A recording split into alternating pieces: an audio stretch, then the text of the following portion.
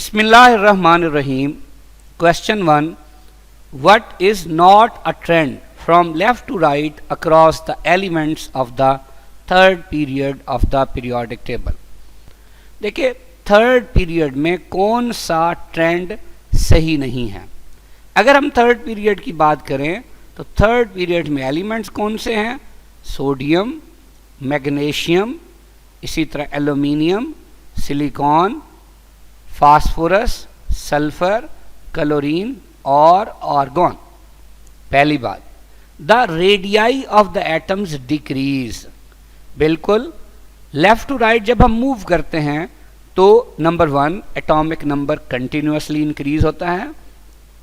Number 2 number of shells same होने की वजह से शील्डिंग इफेक्ट भी सेम रहता है, जबकि न्यूक्लियस की वैलेंस इलेक्ट्रॉन से अट्रैक्शन बढ़ती जाती है, लिहाजा एटॉमिक रेडियाई क्या होता जाता है?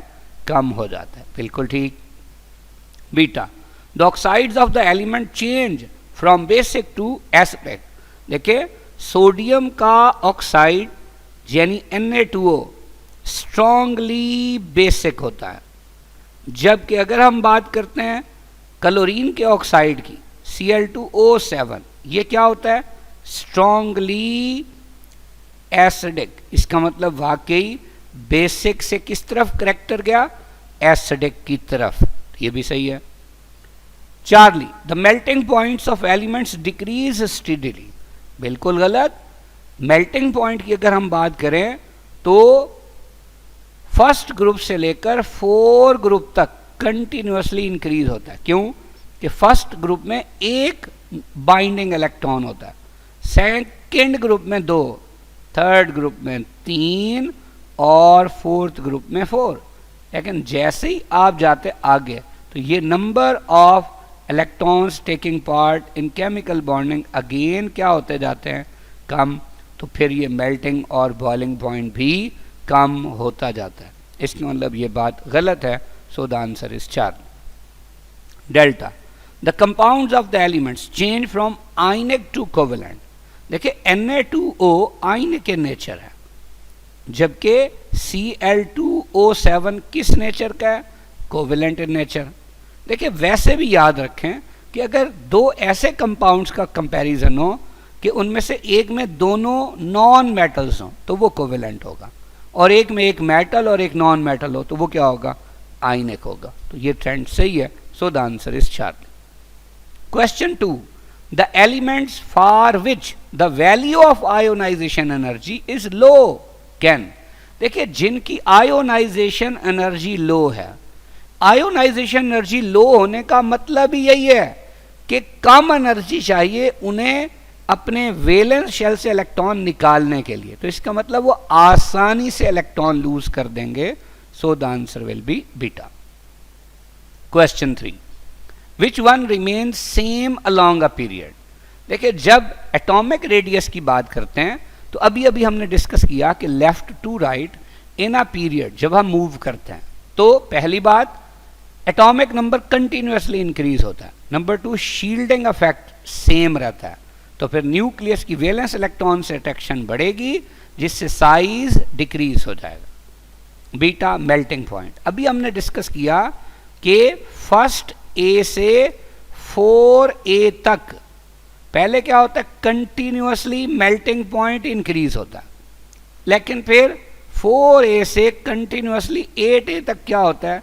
डिक्रीज होता है. वजह कि फर्स्ट ए में नंबर ऑफ बॉन्डिंग इलेक्ट्रॉन 1 है, 4A में 4 हैं, जबकि 8A में कोई भी नहीं है. तो जब फर्स्ट ए से 4A तक number of electrons taking part in chemical bonding बढ़ते जाते हैं तो मेल्टिंग पॉइंट भी बढ़ता जाता है, जबकि 4A के बाद नंबर ऑफ बॉन्डिंग इलेक्ट्रॉन्स कम होते जाते हैं तो मेल्टिंग पॉइंट भी कम होता जाता है. चार्ली, अभी हम बात कर रहे थे कि left to right in a period number of shells या ऑर्बिट्स क्या रहते हैं? सेम रहते हैं. जैसे देखें सपोज हमारे पास लिथियम है, बेरिलियम है और बोरॉन है. ये किस पीरियड के मेंबर हैं? सेकेंड पीरियड के. इसका एटॉमिक नंबर 3, इसका 4 और इसका 5 है. देखें इसकी इलेक्ट्रॉनिक कन्फिग्रेशन क्या होगी? 1s2 2s1. इसकी क्या होगी? 1s2 2s2. इसी तरह इसकी क्या होगी 1s2, 2s2 और 2p1। अब देखें इसमें भी दो शेल हैं, इसमें भी दो शेल हैं, और इसमें भी कितने शेल हैं, दो शेल हैं। यानी left to right in a period shell में कोई चेंज नहीं आता। So the answer is Charlie. Delta है इलेक्ट्रिकल कंडक्टिविटी। देखिए जब लेफ्ट टू राइट हम मूव करते हैं पीरियड में, तो सपोज हमारे पास थर्ड पीरियड है, तो उसमें पहला एलिमेंट होगा सोडियम, दूसरा एलिमेंट होगा मैग्नीशियम, फिर हमारे पास होगा एल्यूमिनियम, और फिर क्या होगा सिलिकॉन। देखें सोडियम में एक डीलोकलाइज्ड इलेक्ट्रॉन है, मैग्नीशियम में दो हैं, एल्यूमिनियम में तीन है, जबकि सिलिकॉन नॉन मेटल है, तो उसमें इलेक्ट्रॉन तो चार हैं पर डीलोकलाइज्ड इलेक्ट्रॉन कोई भी नहीं है। तो इसका मतलब सोडियम से एल्यूमिनियम तक तो इलेक्ट्रिकल कंडक्टिविटी बढ़ेगी और फिर अचानक बहुत ही क्या हो जाएगी, कम हो जाएगी, तकरीबन नॉन कंडक्टर जैसी। तो ये भी नहीं है। So the answer is Charlie. Question 4, the ions P-3, S-2 and Cl- have radii. देखिए P-3 का इतना है, S-2 का उससे कम है, और Cl- का उससे भी कम है। Which one of the following correctly explains the decrease in radius in going from P-3 to Cl-? Alpha है increase in total number of electrons and in the nuclear charge, यानी टोटल नंबर ऑफ इलेक्ट्रॉन बढ़ते जाते हैं। बिल्कुल गलत। आप देखें phosphorus का एटॉमिक नंबर था 15, सल्फर का था 16 और क्लोरीन का था 17। फास्फोरस ने 3 इलेक्ट्रॉन गेन किए तो इसका मतलब 18 इलेक्ट्रॉन हो गए। सल्फर ने 2 गेन किए, इसका मतलब इसमें भी 18 हो गए। क्लोरीन ने 1 गेन किया, इसका मतलब इसमें भी 18 हो गया। तो तीनों में नंबर ऑफ इलेक्ट्रॉन्स सेम है। और ऐसी जो स्पीशीज होती है इन्हें क्या कहते हैं, आइसो इलेक्ट्रॉनिक स्पीशीज। तो ये बात गलत हो गई। Beta, an increase in the total number of electrons, बस जब टोटल नंबर ऑफ इलेक्ट्रॉन के बढ़ने की बात हो गई तो ये तो गलत हो गई। इसी तरह 4D, a constant total number of electron, यानी देखिए total number of electrons constant रहते हैं। And increase in nuclear charge, बिल्कुल ठीक है। देखिए यहाँ 15 प्रोटॉन्स ने 18 इलेक्ट्रॉन को खींचना है, यहाँ 16 प्रोटॉन ने 18 इलेक्ट्रॉन्स को खींचना है, और यहाँ 17 प्रोटॉन ने 18 इलेक्ट्रॉन को खींचना है। तो कॉमन सेंस की बात है कि 17 प्रोटॉन की 18 इलेक्ट्रॉन्स की तरफ अट्रैक्शन 16 की निस्बत या 15 की निस्बत क्या होगी, ज़्यादा होगी। यानी हम कहेंगे क्या बढ़ गया, न्यूक्लियर चार्ज बढ़ गया। So the answer is Charlie. Delta क्या है, a decrease in total number of electrons, in total number of electrons decrease होता है, तो ये पक्की बात है, ये गलत। Question 5, Which of the following types of radius has least value? देखें अगर हम बात करते हैं एन आइनिक और कैट आइनिक की, तो आपको पता ही है कि एन आइनिक कैसे बना, इलेक्ट्रॉन के गेन से। तो जब इलेक्ट्रॉन के गेन से बना तो जो टोटल इलेक्ट्रॉन्स होंगे वो प्रोटॉन से ज़्यादा हो जाएंगे, तो न्यूक्लियस की उनकी तरफ अट्रैक्शन कम हो जाएगी, तो ये साइज बढ़ जाएगा। जबकि कैटाइन बनता है इलेक्ट्रॉन के लॉस से, और आमतौर पे शेल भी लूज हो जाता है। तो फिर जब ऐसा हो जाएगा तो शील्डिंग इफेक्ट भी कम हो जाएगा और न्यूक्लियस की रिमेनिंग इलेक्ट्रॉन से अट्रैक्शन बढ़ जाएगी, तो साइज कम हो जाएगा। सवाल था लीस्ट वैल्यू, तो अल्फा तो फिर नहीं हो सकती। जबकि अगर हमारे पास कोवेलेंट बॉन्ड से कोई एटम जुड़ा है उसका रेडियस, तो ये न्यूट्रल एटम जैसा ही होता है। तो चूंकि न्यूट्रल एटम और कैटाइन में क्या फ़र्क है कि कैटाइन इलेक्ट्रॉन के लॉस से बना है, तो इसका effective nuclear charge neutral atom से तो ज़्यादा ही होगा, यानी साइज कम होगा, तो फिर ये भी नहीं हो सकता। और वैंडर वाल्स रेडियाई भी क्या है कि दो एटम आपस में वैंडर वाल्स फोर्सेस से जुड़े हों, लेकिन उन्होंने उनमें से किसी ने इलेक्ट्रॉन लूज नहीं किया, यानी पॉजिटिव चार्ज नहीं है, ये भी नहीं हो सकता। सो the answer is beta. Question 6, the periodic variation in a physical property of elements with proton number 1 to 20 is shown in the figure below. The elements which are shown at the peak are noble gases. Which one has highest first ionization energy and does not belong to p block? देखिए किसी भी period में, मसलन first period में जो noble gas है यानी helium, उसकी आयोनाइजेशन एनर्जी सबसे ज़्यादा होगी। क्यों? कि वो extreme right side of the periodic table पे है, उसका एटॉमिक नंबर किसी भी पीरियड में सबसे ज़्यादा है, उसके न्यूक्लियस की वैलेंस इलेक्ट्रॉन से अट्रैक्शन सबसे ज़्यादा है, और वो स्टेबल भी है क्योंकि उसका वैलेंस शेल कंप्लीट है, इसीलिए उसमें से इलेक्ट्रॉन निकालने के लिए एनर्जी सबसे ज़्यादा चाहिए। इसी तरह सेकेंड पीरियड में नियॉन की ज़्यादा होगी, थर्ड पीरियड में आर्गॉन की, एंड सो ऑन। अब क्वेश्चन ये था कि किसकी आयोनाइजेशन एनर्जी हाईएस्ट है, सबसे ज़्यादा है, और वो किसका मेंबर भी नहीं है, पी ब्लॉक का। भाई वो तो सिर्फ और सिर्फ कौन हो सकता है, हीलियम, क्योंकि हीलियम पड़ा हुआ चाहे एफ ब्लॉक के ऊपर, सॉरी, चाहे हीलियम पड़ा हुआ पी ब्लॉक के ऊपर है, लेकिन वो मेंबर एस ब्लॉक का। क्यों? कि इसकी इलेक्ट्रॉनिक कन्फिग्रेशन कैसे है, ऐसे 1 s2, तो this is the member of S block, तो इसकी सबसे ज्यादा होगी। सो the answer is alpha. Question 7, which of the following is not iso electronic with others? कौन सा दूसरों के साथ आइसो इलेक्ट्रॉनिक नहीं है? देखिए, पोटाशियम का एटॉमिक नंबर था 19, अब प्लस का मतलब है एक इलेक्ट्रॉन लूज हो गया, तो टोटल कितने इलेक्ट्रॉन हो गए, 18 इलेक्ट्रॉन। कैल्शियम का एटॉमिक नंबर था 20, प्लस 2 का मतलब है 2 लूज हो गए, बाकी कितने रह गए, 18 रह गए। Cl का एटॉमिक नंबर था 17, एक गेन कर लिया, माइनस का मतलब ये है, टोटल हो गए 18। अब एल्यूमिनियम का एटॉमिक नंबर था 13, प्लस 3 का मतलब 3 लूज कर दिया, कितने रह गए, 10। इसका मतलब यही बाकियों जैसा नहीं है, यानी इसमें इलेक्ट्रॉन की तादाद उन जैसी नहीं है, तो ये आइसो इलेक्ट्रॉनिक नहीं है। So the answer is delta.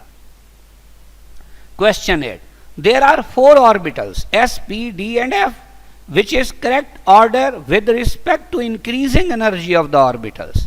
देखिए, ये तो बहुत ही आसान है, क्योंकि इसमें सिर्फ सब शेल को चेंज किया है, शेल क्या है, सेम है।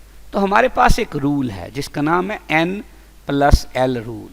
इस रूल के मुताबिक अगर किसी ऑर्बिटल की n+l वैल्यू कम होगी तो उसकी एनर्जी भी कम होगी, और अगर n+l वैल्यू ज़्यादा होगी तो उसकी एनर्जी भी ज़्यादा होगी। मसलन हमारे पास अल्फा है, इसमें 4s है, इसी तरह 4p है, फिर 4d है और 4f है। देखिए, ये जो 4 है इन सब में ये किसको शो कर रहा है, ये शो कर रहा है प्रिंसिपल क्वांटम नंबर को, तो n की वैल्यू 4 है। s के लिए एजीमुथल क्वांटम नंबर यानी l क्या होता है, 0, तो इसकी n+l वैल्यू 4 है। सेम इसके लिए n कितना होगा, 4 होगा, और p के लिए l यानी एजीमुथल क्वांटम नंबर 1, तो टोटल इसकी वैल्यू 5 हो गई। इसी तरह ये फिर इसमें भी n4 होगा। t के लिए l की क्या वैल्यू है, 2, तो ये टोटल क्या हो गया, 6 हो गया। इसी तरह 4f है, तो n की वैल्यू तो 4, और f के लिए l कितना होता है, 3, तो ये कितनी हो गई, 7। तो इसका मतलब जितनी n+l वैल्यू कम उतनी एनर्जी भी कम है। तो इसी तरह से ऑर्डर है, और ये ऑप्शन अल्फा में भी यही दिया हुआ है। So the answer is alpha. Question 9, which of the following properties always increase along the period from sodium two sulphur? देखिए, सबसे पहले है आयोनाइजेशन एनर्जी। अगर हम आयोनाइजेशन एनर्जी के लिए थर्ड पीरियड की बात करें तो sodium, magnesium, aluminium, silicon, phosphorus, sulphur, chlorine और आर्गॉन। तो आपको पता है कि यहाँ सेकंड जो ग्रुप है उसकी थर्ड की निस्बत आयोनाइजेशन एनर्जी ज़्यादा हो जाती, और इधर जो फिफ्थ ग्रुप है उसकी सिक्स्थ ग्रुप से ज़्यादा हो जाती। और वैसे left to right ionization energy क्या होती है, इंक्रीज। तो अब देखिए, यहाँ पे आके डिक्रीज हो जाएगी, फिर इंक्रीज होगी 5a तक, और फिर 6a पे आके डिक्रीज हो जाएगी, और फिर कंटिन्यूसली इंक्रीज होती जाएगी। अब देखें, क्या था कि सोडियम से सल्फर तक वो हमेशा इंक्रीज होती है, तो भाई ये तो एल्यूमिनियम पे आके डिक्रीज हो गई, इसलिए ये नहीं हो सकता। इलेक्ट्रॉन अफिनिटी बड़ी इंपॉर्टेंट बात। अगर हम इनकी इलेक्ट्रॉन अफिनिटी की बात करें तो जो सेकंड ग्रुप होता है, चूंकि इसका वैलेंस शेल s है, वो कंप्लीट होता है। इसी तरह 5 है, इसमें क्या होता है, s में 2 और p में 3, p हाफ फिल्ड है, ये भी स्टेबल है इसलिए। और जो नोबल गैस है जिसका ना ग्रुप 8A है, इनके वैलेंस शेल में 8 इलेक्ट्रॉन है, S में 2 और P में 6, तो ये स्टेबल है, इसलिए ये आसानी से इलेक्ट्रॉन गेन नहीं करते। तो इनकी जो इलेक्ट्रॉन अफिनिटी होती है वो एक्सट्रीमली लो होती है। तो अब आप देखें क्या होगी कि इलेक्ट्रॉन अफिनिटी Na से Mg पे जाके कम हो जाएगी, अब बढ़ती जाएगी आगे सिलिकॉन तक बढ़ेगी, लेकिन फिर आके फास्फोरस पे कम हो जाएगी, फिर उसी तरह से बढ़ती जाएगी, लेकिन नोबल गैस पे आके फिर क्या हो जाएगी, कम हो जाएगी। तो ये इसकी इलेक्ट्रॉन अफिनिटी का ट्रेंड है। तो अब आप देखें ये सल्फर तक कंटिन्यूसली इंक्रीज नहीं हो रही, तो ये भी गलत हो गई। Charlie, maximum oxidation state of their oxide. देखिए अगर हम ऑक्साइड की बात करें तो Na2O होगा, इसका MgO होगा, इसका Al2O3, ये SiO2, ये P2O5 और ये SO3। अगर हम इनकी ऑक्सीडेशन स्टेट देखें तो Na2O में Na+1 है, यहाँ Mg+2 है, Al+3 है, Si+4 है, P+5 है और S जो है वो +6 है। वाकई इनके ऑक्साइड में सल्फर तक कंटिन्यूसली ऑक्सीडेशन स्टेट क्या होती जाती है, इंक्रीज होती जाती है। So the answer will be Charlie. Delta है melting point and boiling point. तो अभी हमने पढ़ा था कि मेल्टिंग और boiling point up to 4A continuously क्या होता जाएगा, इंक्रीज, क्योंकि number of electrons taking part in chemical bonding बढ़ते जाते हैं। बट फिर अप टू 8A कंटिन्यूसली क्या होता जाएगा, डिक्रीज, क्योंकि number of electrons taking part in chemical bonding continuously कम होते जाते हैं। तो ये भी 6A तक या सल्फर तक कंटिन्यूसली इंक्रीज नहीं हुआ, तो ये भी गलत हो गया। So the answer is Charlie. Question 10, the ionization energy of nitrogen is more than that of oxygen. कि नाइट्रोजन की आयोनाइजेशन एनर्जी ऑक्सीजन से ज़्यादा है। अब इसकी वजह क्या है, देखिए नाइट्रोजन का एटॉमिक नंबर है 7, ऑक्सीजन का है 8। अब इसकी electronic configuration 1s2 2s2 2p3 और ऑक्सीजन की क्या होगी 1s2 2s2 और 2p4। अब देखें ये पहला शेल, ये दूसरा शेल, सेम, ये पहला और ये दूसरा। अब दोनों में इलेक्ट्रॉन निकलना है किससे, P से। अब दोनों का पेनिट्रेशन इफेक्ट सेम है। अब P में 3 है, इसमें P में 4 है। भाई ये जो P3 है this is actually half filled और ये वाला जो P है दिस इज पार्शली फिल्ड। तो आपको पता है कि जो हाफ फिल्ड है वो ज्यादा स्टेबल होता है किससे, पार्शली फिल्ड से। इसलिए इसमें से इलेक्ट्रॉन निकालने के लिए एनर्जी ज्यादा चाहिए। यही वजह है कि नाइट्रोजन की आयोनाइजेशन एनर्जी ऑक्सीजन से ज्यादा है। अब देखिए अल्फा है कि nitrogen is smaller in size, हालांकि साइज तो राइट वाले का छोटा है, तो गलत हो गया। Nitrogen contains less number of electron. भाई सिर्फ नंबर ऑफ इलेक्ट्रॉन्स का आयोनाइजेशन एनर्जी से कोई ताल्लुक नहीं। Nitrogen has half filled p orbital, अभी हमने डिस्कस किया, ये सही है। Delta, nitrogen is less electronegative, तो इलेक्ट्रोनेगेटिविटी का आयोनाइजेशन एनर्जी से कोई लेना देना नहीं है। So the answer is Charlie. Question 11, which of the following is true about magnesium, phosphorus and chlorine. देखिए अगर हम मैग्नीशियम, फास्फोरस और क्लोरीन के बारे में देखें तो ये पीरियोडिक टेबल के 3rd पीरियड के मेंबर्स हैं। ये मैग्नीशियम है, ये हमारे पास फास्फोरस है और ये क्या है, क्लोरीन। अल्फा है देयर क्लोराइड्स आर आयनिक। देखिए इसमें मैग्नीशियम का क्लोराइड पार्शियली आयनिक है, फास्फोरस और क्लोरीन का जो क्लोराइड है उनको देखें तो फास्फोरस वाला पार्शियली कोवेलेंट है, जबकि क्लोरीन क्या है, वो कोवेलेंट है। तो फिर ये भी नहीं हो सकता। फिर हमारे पास है beta, covalent bond is found in most of the compounds. यानी अब आप देखें क्लोरीन में कोवेलेंट है, फास्फोरस में कोवेलेंट है, लेकिन मैग्नीशियम में तो क्या है, पार्शियली आयनिक भी है, ये भी नहीं हो सकता। Charlie, they are in the same period. तो देखिए अभी सबसे पहली बात ही हमने ये की थी कि ये सब के सब पीरियोडिक टेबल के सेम पीरियड में है। So the answer is Charlie. और डेल्टा में लिखा है जी सेम ग्रुप में। भाई जो सेम पीरियड में हो वो सेम ग्रुप में तो हो ही नहीं सकता। Question 12, mark the correct statement. कि Na plus is smaller than Na atom. देखिए सोडियम जो है इसका एटॉमिक नंबर कितना है, 11 है। जब हम इसकी इलेक्ट्रॉनिक कन्फिगरेशन लिखेंगे तो इसके पहले शेल में कितने इलेक्ट्रॉन होंगे, 2, दूसरे में कितने होंगे, 8 इलेक्ट्रॉन होंगे, जबकि जो तीसरा शेल है उसमें कितने इलेक्ट्रॉन होंगे, उसमें हमारे पास इलेक्ट्रॉन होगा 1। अब देखिए ये तीसरे शेल का 1 इलेक्ट्रॉन हम ड्रा कर देते हैं। अब Na से बनेगा Na प्लस 1, कब बनेगा, जब ये 1 इलेक्ट्रॉन लूज कर देगा। तो अब चूंकि प्रोटॉन तो अब भी 11 है, लेकिन इलेक्ट्रॉन अब 11 नहीं है, वो कितने हैं, 10 है। तो अब 11 प्रोटॉन की अट्रैक्शन 11 इलेक्ट्रॉन की तरफ की निस्बत 10 इलेक्ट्रॉन की तरफ क्या होगी, ज़्यादा होगी। जब ज़्यादा होगी तो न्यूक्लियस इन शेल्स को अपने करीब खींच लेगा। जब अपने करीब खींच लेगा तो ये जो डिस्टेंस होगा अब न्यूक्लियस का वैलेंस शेल इलेक्ट्रॉन से, वो क्या हो जाएगा, कम हो जाएगा, यानी रेडियस कम हो जाएगा। तो कैट आयन का रेडियस उस न्यूट्रल एटम से जिससे वो बनता है हमेशा क्या होता है, स्मॉलर होता है। तो अब अल्फा पे क्या था, Na plus is smaller than Na atom. अब इसमें बोथ A B या ऑल की ऑप्शन ही नहीं है, तो पक्की बात है आंसर अल्फा।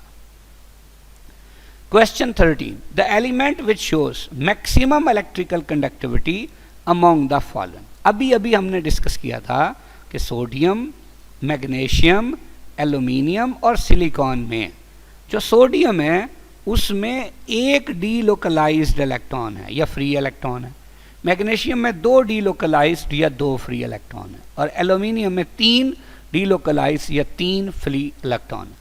अब सिलिकॉन में इलेक्ट्रॉन 4 हैं पर उनमें से फ्री कोई भी नहीं है, लिहाजा सोडियम से एल्यूमिनियम तक चूंकि नंबर ऑफ फ्री इलेक्ट्रॉन बढ़ते जा रहे हैं तो इलेक्ट्रिकल कंडक्टिविटी भी बढ़ेगी, लेकिन चूंकि सिलिकॉन पे आके कम हो गया तो इलेक्ट्रिकल कंडक्टिविटी फौरन कम हो जाएगी। सो the answer will be Charlie. Maximum electrical conductivity किसकी होगी, एल्यूमिनियम की होगी। क्वेश्चन 14, कौन सा एम्फोटेरिक नहीं है। देखिए हमने एक टेबल डिस्कस किया, इस टेबल में हमारे पास ये जो दरमियान में एलिमेंट्स हैं इनके ऑक्साइड एम्फोटेरिक है, जबकि इनसे लेफ्ट वाले सब बेसिक और राइट वाले सब एसिडिक। देखें ये कैसे हमने इसको मेमोराइज करना है कि अल्लामा इकबाल गए इंडिया, 80 सब भाई गए सिंध पंजाब, और ये है जी बेरिलियम और जिंक। इसे हम कह सकते हैं बेगम बहुत जिद्दी है। अब ये जो एलिमेंट्स हैं इनके ऑक्साइड कैसे हैं, एम्फोटेरिक, जबकि इनसे लेफ्ट वाले जो भी होगा वो बेसिक और राइट वाले क्या होंगे, acidic. Charlie. Question 15, keeping in view the size of atom which is the correct order. कौन सा ऑर्डर सही है। देखिए नाइट्रोजन का साइज बड़ा है कार्बन से, बिल्कुल गलत, क्योंकि नाइट्रोजन तो राइट साइड पे होता है तो उसका साइज छोटा होगा। बीटा फास्फोरस का साइज बड़ा है सिलिकॉन से, ये भी गलत है, फास्फोरस भी सिलिकॉन से राइट साइड पे होता है। चार्ली, आर्गॉन का साइज बड़ा है क्लोरीन से। भाई किसी भी पीरियड में जो नोबल गैस होगी उसका साइज तो वैसे ही सबसे छोटा होगा, ये भी गलत है। लिथियम का साइज बड़ा है बेरिलियम से, लिथियम लेफ्ट पे होता है तो उसमें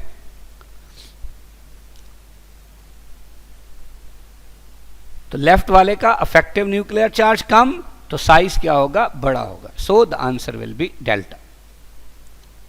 question 16, consider the following reaction.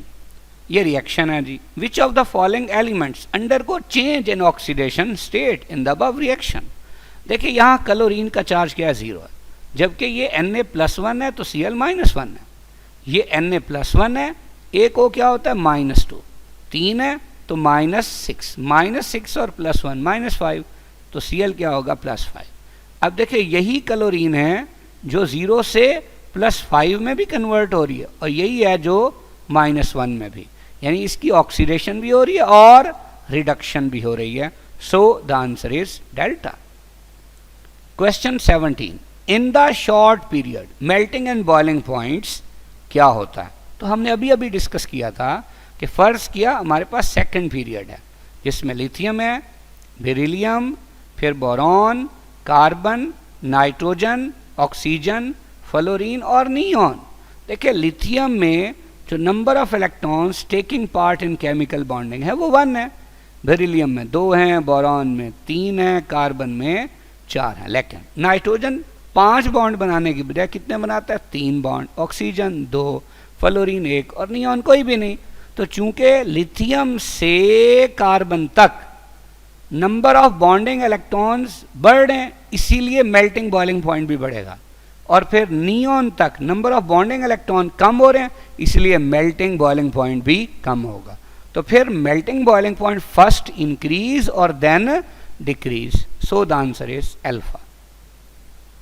Question 18, which of the following elements form polymeric halide? कौन है जो पॉलीमेरिक हैलाइड बनाता है? याद रखें, सिर्फ बेरिलियम, एल्यूमिनियम और गैलियम पॉलीमेरिक हैलाइड बनाते हैं, जबकि उनसे लेफ्ट पे जो भी एलिमेंट है उनके हैलाइड कैसे होते हैं? आयनिक। और राइट वालों के क्या होते हैं? कोवेलेंट। तो इनमें से कौन सी ऑप्शन मौजूद है? Charlie. So the answer is Charlie. Question 19, the following sketch shows the melting point of 8 elements with consecutive atomic number. Which element is silicon? अभी हमने डिस्कस किया कि भाई अगर ये सिलिकॉन पूछा है तो पक्की बात है ये 3rd पीरियड के एलिमेंट्स के मेल्टिंग पॉइंट है। तो सिलिकॉन का तो सबसे ज़्यादा होता है, तो यहाँ होगा सिलिकॉन। यहाँ पे क्या होगा? यहाँ पे होगा एल्यूमिनियम। यहाँ पे क्या होगा? मैग्नीशियम। यहाँ होगा सोडियम। इधर क्या होगा? फास्फोरस। इधर सल्फर, ये क्लोरीन और ये आर्गॉन। तो सिलिकॉन का सबसे ज़्यादा होगा मेल्टिंग पॉइंट, क्योंकि इसमें नंबर ऑफ बॉन्डिंग इलेक्ट्रॉन कितने थे? 4 थे। यहाँ पे एक और बड़ी इंपॉर्टेंट बात है कि जी सल्फर का कम होना चाहिए था फास्फोरस से, पर क्या है? ज़्यादा है। क्यों? कि सल्फर S8 की शक्ल में एग्जिस्ट करता है और फास्फोरस P4। तो सल्फर में चूंकि एटम ज़्यादा है तो लिहाजा इसके अंदर नंबर ऑफ एटम ज़्यादा होने की वजह से पोलराइजेबिलिटी ज़्यादा होगी, पॉइंट्स ऑफ अटैचमेंट ज़्यादा होंगे, तो लंडन डिस्पर्शन फोर्सेस स्ट्रांग होंगी, इसलिए मेल्टिंग बॉइलिंग पॉइंट फास्फोरस से ज़्यादा हो। तो बहरहाल सिलिकॉन किस पे है? सी पे। सी कहाँ लिखा हुआ है? चार्ली पे। So the answer is Charlie. Question 20, which of the following is incorrect valence shell electronic configuration of S, P, D and F block elements? देखिए, अगर आप ब्लॉक कोई गौर से देखें तो यहाँ डेल्टा पे कैपिटल F लिखा हुआ है, जबकि जो ब्लॉक्स होते हैं उनको स्मॉल लेटर से शो करते हैं। और पूछा हुआ क्या था? इनकरेक्ट। तो फिर पक्की बात है कौन सा गलत है? डेल्टा ही।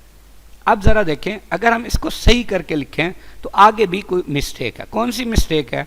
याद रखें, F ब्लॉक के जो S होते हैं वो हमेशा कंप्लीटली फिल्ड होते हैं, जबकि D और F पार्शली फिल्ड हो सकते हैं, यानी D में 1 से 10 इलेक्ट्रॉन और F में 1 से 14 इलेक्ट्रॉन।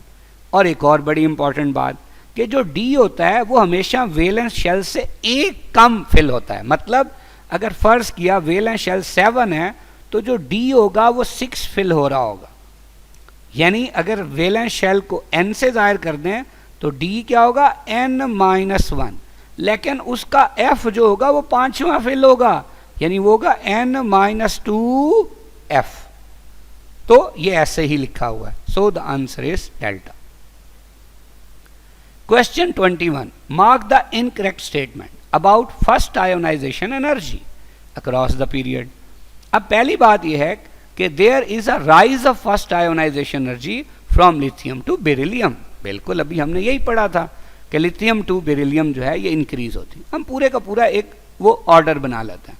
देखें, पहले लिथियम है, फिर beryllium, boron, carbon, nitrogen, oxygen, fluorine और neon.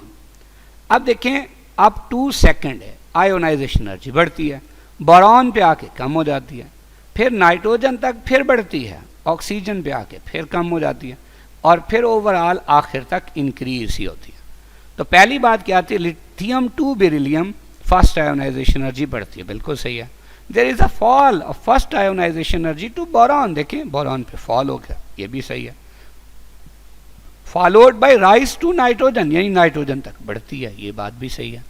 There is a fall of first ionization energy to oxygen. देखिए, ऑक्सीजन पे कम हो गई, followed by rise to neon, neon तक बढ़ती है। There is a fall of first ionization energy from lithium to neon के लिथियम से लेकर नियॉन तक फॉल है। भाई फॉल कहाँ है? तो राइज है। नियॉन की तो बहुत ज्यादा है लिथियम से, तो इसका मतलब ये बात क्या है? गलत है। So the answer is delta. Question 22, which of the following halides of aluminium is predominantly covalent in nature? देखिए फैजन्स रूल के मुताबिक जो एनाइन है अगर उसका साइज बड़ा होगा तो उसमें कोवेलेंट करैक्टर ज्यादा होगा। तो चूंकि मेटल तो सेम है, हैलोजन चेंज है, तो किस हैलोजन का साइज सबसे बड़ा है? आयोडाइड का। इसका मतलब एल्यूमिनियम आयोडाइड प्रीडोमिनेंटली कोवेलेंट होगा। So the answer will be alpha. Question 23, the period which contains 32 elements. देखिए अगर हम पीरियोडिक टेबल को देखें तो आपको पता है कि आपकी बुक के मुताबिक फर्स्ट पीरियड में 2 एलिमेंट्स हैं, सेकंड और थर्ड में 8 एलिमेंट्स हैं, जबकि फोर्थ और फिफ्थ में 18 एलिमेंट्स हैं, और 6 में 32 एलिमेंट्स हैं, और 7 के अंदर आपकी बुक के मुताबिक 26 एलिमेंट्स हैं। तो सबसे ज्यादा एलिमेंट्स की तादाद क्या है? 32। तो आपकी बुक के मुताबिक आंसर डेल्टा। लेकिन याद रखिए कि जो मॉडर्न पीरियोडिक टेबल है उसमें अब 7th पीरियड में भी टोटल एलिमेंट्स की जो तादाद है वो 32 हो चुकी है। Question 24, which of the following is element does not form amphoteric oxide?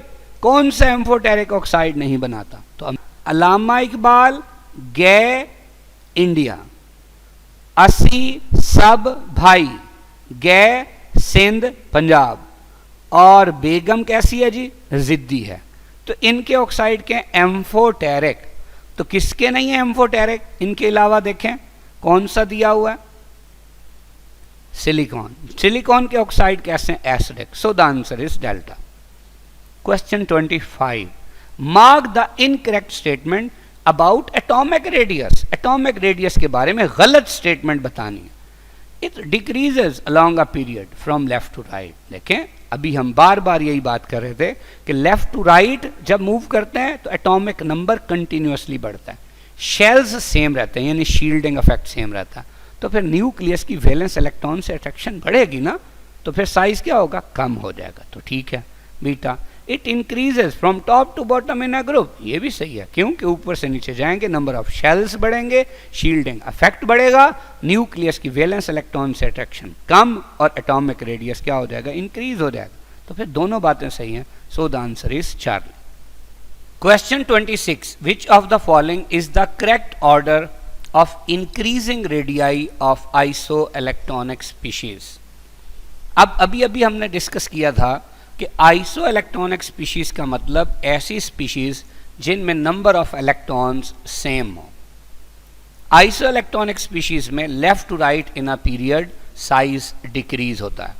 और याद रखें जितना पॉजिटिव चार्ज ज्यादा होगा उतना साइज छोटा होगा, और जितना नेगेटिव चार्ज ज्यादा होगा उतना साइज बड़ा होगा। अब जो हमारे पास ऑप्शंस नजर आ रही हैं सब में Al+3 मौजूद है, तो इसमें पॉजिटिव चार्ज सबसे ज़्यादा है, तो इसका साइज सबसे कम होगा। तो इसका मतलब सबसे पहले होना चाहिए Al+3, तो वो सिर्फ एक ही ऑप्शन में है, that is delta. So the answer is delta. अब अगर हम इसको जस्टिफाई करें तो देखें एल्यूमिनियम का एटॉमिक नंबर कितना था? इसका था 13, मैग्नीशियम का 12, सोडियम का 11 और फ्लोरीन का 9। देखिए यहाँ 13 में से 3 इलेक्ट्रॉन लूज हो चुके हैं, बाकी 10 इलेक्ट्रॉन है। 12 में से 2 लूज हो चुके हैं, बाकी 10 इलेक्ट्रॉन है। 11 में से 1 लूज हो चुका है, बाकी 10 है। 9 से 1 गेन हो चुका है, कितने हो गए? 10। तो अब आप देखें 13 प्रोटॉन्स 10 इलेक्ट्रॉन को ज्यादा अट्रैक्ट करेंगे या 12, 11 या 9? तो ऑब्वियस सी बात है कि 13 प्रोटॉन्स की 10 इलेक्ट्रॉन की तरफ अट्रैक्शन सबसे ज्यादा होगी। इसे कहते हैं अफेक्टिव न्यूक्लियर चार्ज ज्यादा होगा, इसलिए Al+3 का इन चारों में साइज सबसे छोटा होगा। So the answer is delta. Question 27, which of the following is correct order of acidity? इनमें से एसिडिटी का सही ऑर्डर कौन सा है? देखिए अगर सपोज ये तमाम कंपाउंड्स मैंगनीज के हैं, हम जानते हैं कि कि मैंगनीज की मैक्सिमम ऑक्सीडेशन स्टेट +7 है। इसी तरह +6 भी हो सकती है, +5 भी हो सकती है, +4 भी हो सकती है, +3 भी, एंड सो ऑन। किसके अंदर? इसके ऑक्साइड्स में। याद रखें किसी भी मेटल के ऑक्साइड में जितनी मेटल की ऑक्सीडेशन स्टेट ज़्यादा होगी उतनी उसकी एसिडिटी भी ज़्यादा होगी। अब देखिए, सबसे पहले मैंगनीज की मैक्सिमम ऑक्सीडेशन स्टेट ढूंढते हैं किस में। देखिए वो तो Mn2O7 में है। कैसे? अगर मैं कहूँ Mn2O7 तो एक O है -2, अगर ये 7 है तो ये -14 है। अब अगर ये -14 है तो ये +14 होगा। अब चूंकि 2 है तो एक Mn क्या होगा? +7। तो चूंकि इसमें मैक्सिमम ऑक्सीडेशन स्टेट है इसलिए इसकी एसिडिटी मैक्सिमम होगी। अब ऐसी बात हमें चार्ली पे नज़र नहीं आ रही इसलिए गलत, जबकि बाकी तीनों में कुछ भी हो सकता है।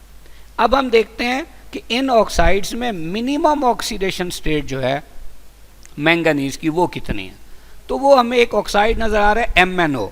MnO में Mn क्या है जी? ये +2 और O क्या है? -2।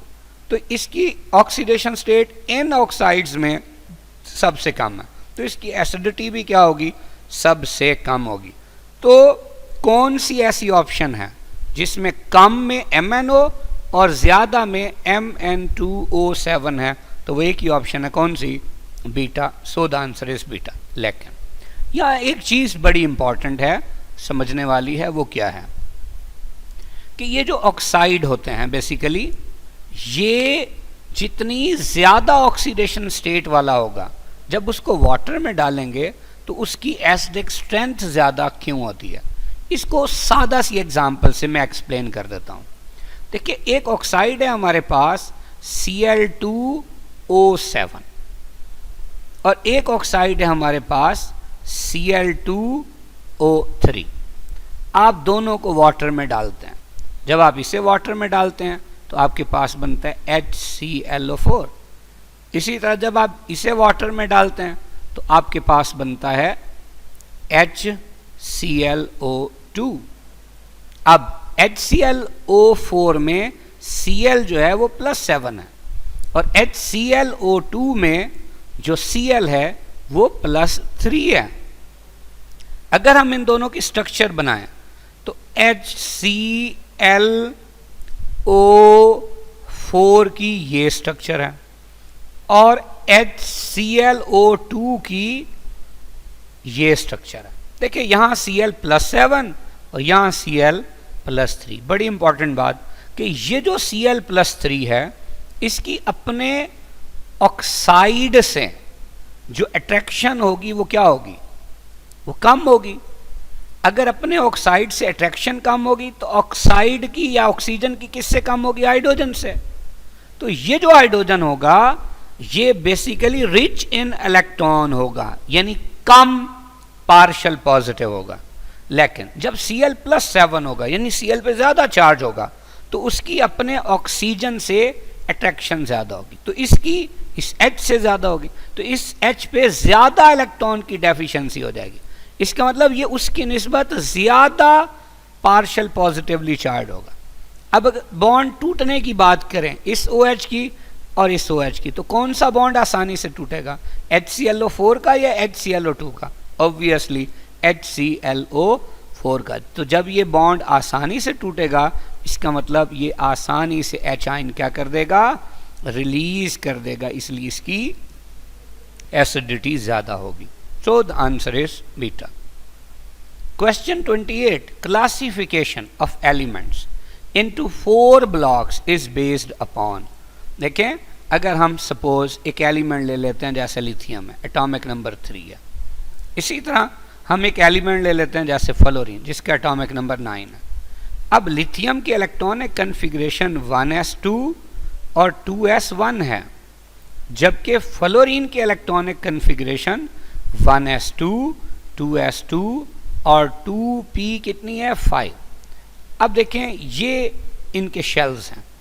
लिथियम में जो आखिरी इलेक्ट्रॉन आए हैं वो s ऑर्बिटल में आए हैं जो कि वैलेंस शेल के ऑर्बिटल हैं। फ्लोरीन में जो आखिरी इलेक्ट्रॉन है वो p सब शेल में आया है, जो कि वैलेंस शेल के ऑर्बिटल्स हैं।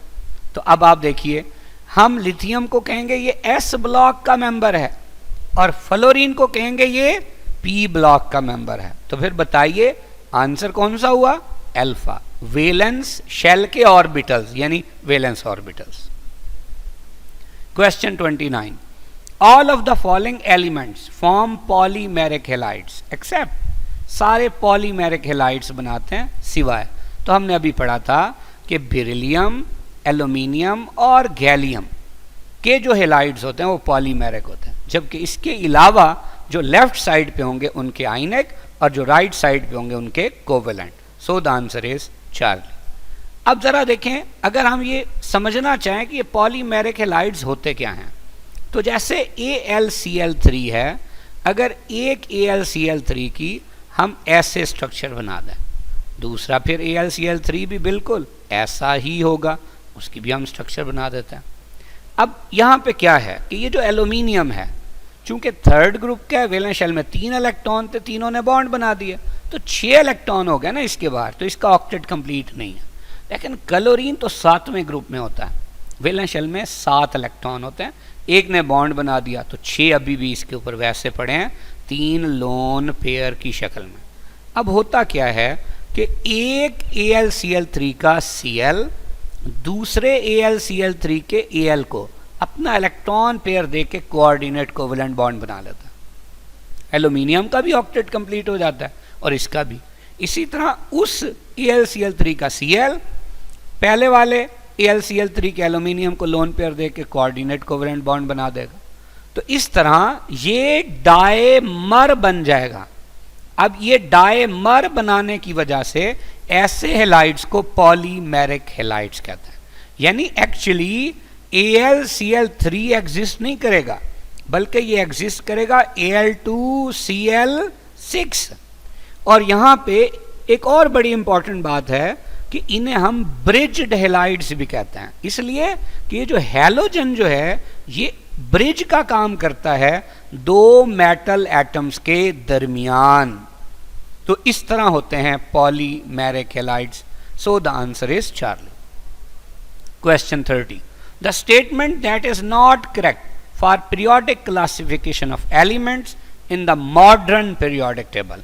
अब मॉडर्न पीरियोडिक टेबल की बात करें जो मूजले ने दिया था, तो पहली ऑप्शन है the properties of elements are periodic function of their atomic number. बिल्कुल सही है। इसका मतलब क्या है कि अगर एलिमेंट्स को ascending order of their atomic number में अरेंज करेंगे तो उनकी प्रॉपर्टीज एक खास वक्फे के बाद क्या होंगी? रिपीट होंगी। तो ये सबसे बड़ी बात है। बीटा में देखें यहाँ एटॉमिक मैसेस का जिक्र है, तो गलत हो गया।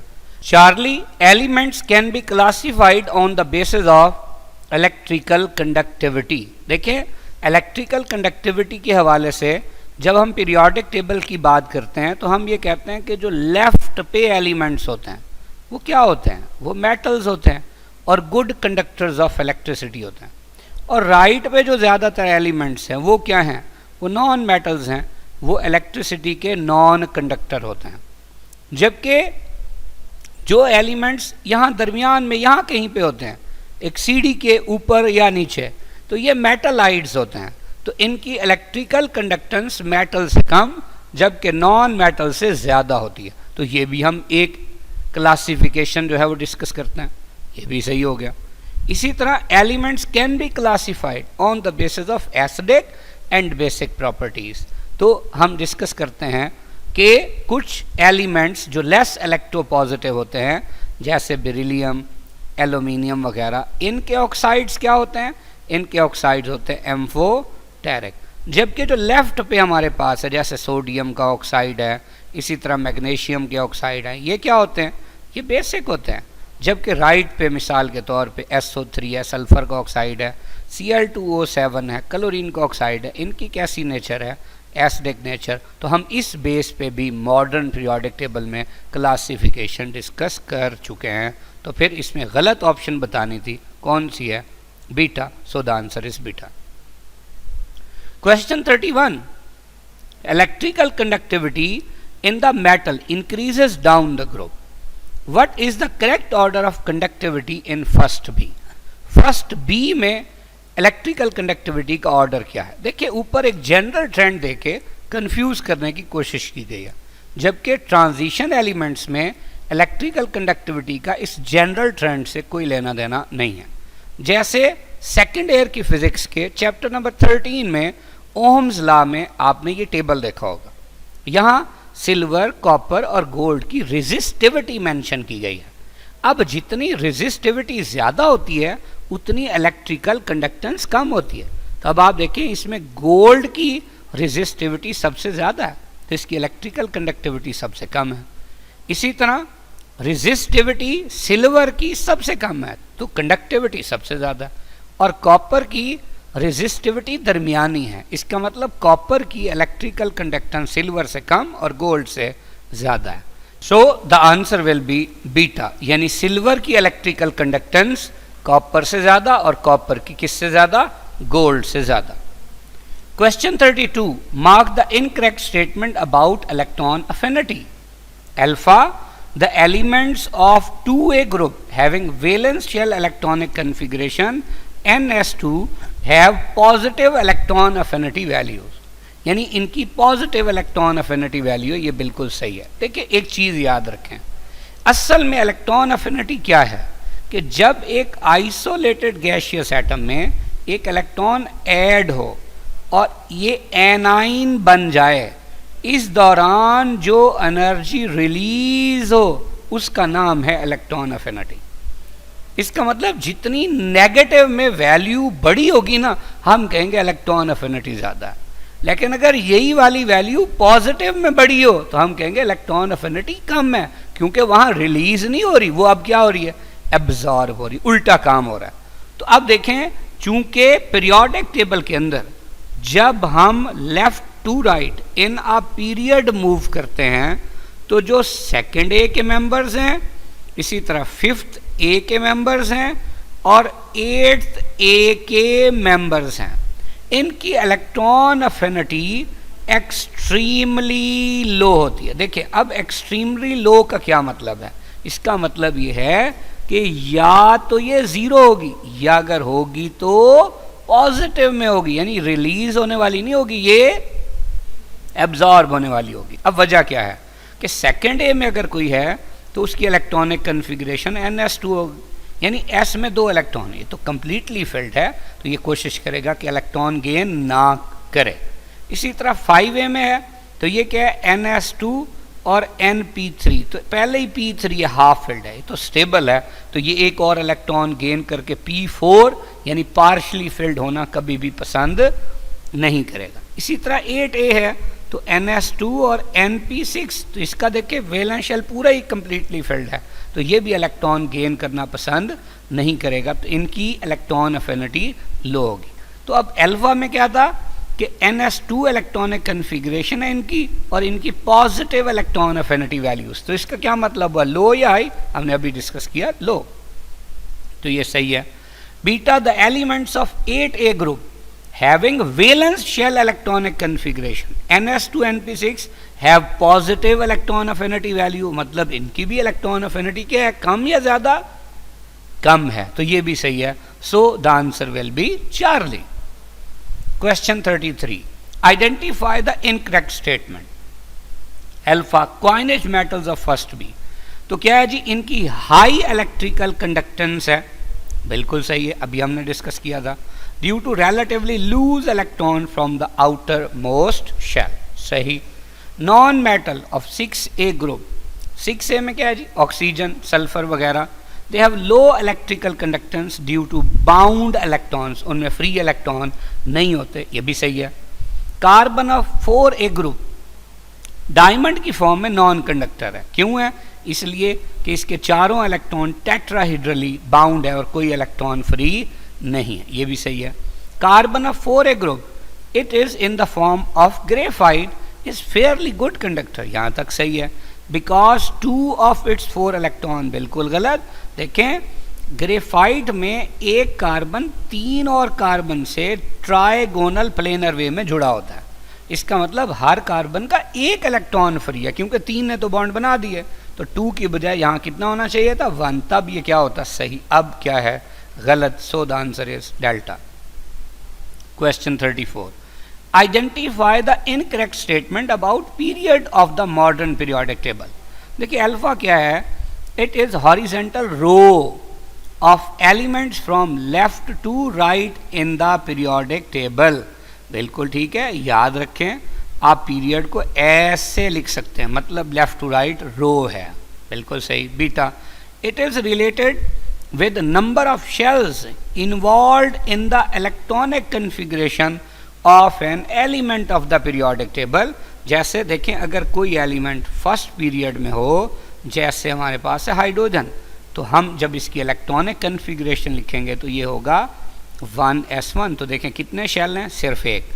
अगर कोई एलिमेंट दूसरे पीरियड में है, जैसे लिथियम है, एटॉमिक नंबर 3 है, तो ये क्या होगा 1s2 और 2s1। अब आप देखें इसमें कितने शेल हैं, 2 शेल।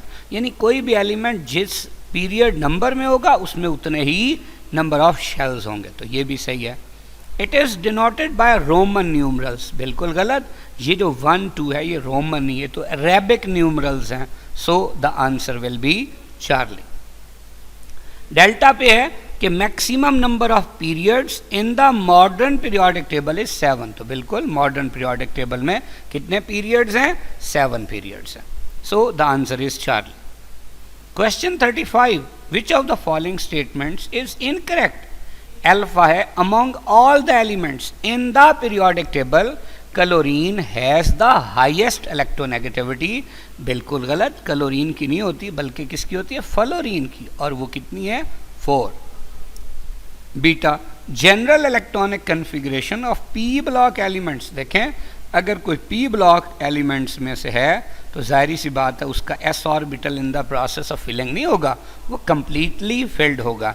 जबकि जो वैलेंस शेल का पी है उसमें 1 से लेकर 6 इलेक्ट्रॉन तक हो सकते हैं, तो ये सही हो गया। Charlie, elements of group first. देखिए ग्रुप फर्स्ट का मतलब है बेसिकली फर्स्ट ए, ग्रुप 2 का मतलब है सेकंड ए। देखिए ये जो 13 है ये 10 के गैप के बाद आ गया, यानी 10 ट्रांजिशन आ गया, तो उसके बाद ये अगला है क्या है, ये थर्ड ए है बेसिकली। ये 14 किसके लिए है, ये 4a के लिए है। इसी तरह ये 15 किसके लिए है, ये 5a के लिए है। 16 किसके लिए है, ये 6a के लिए, और 17 किसके लिए, ये 7a के लिए। Are known as representative elements. देखिए ये सब के सब ए वाले हैं ना, तो ये रिप्रेजेंटेटिव हैं। अगर बी वाले होते तो फिर क्या होते, ट्रांजिशन एलिमेंट, तो ये भी सही है। डेल्टा है, there are 8 elements in the third period of the periodic table. बिल्कुल, अगर हम पीरियड्स की बात करें तो अभी हमने डिस्कस किया था कितने पीरियड है, बेसिकली 7।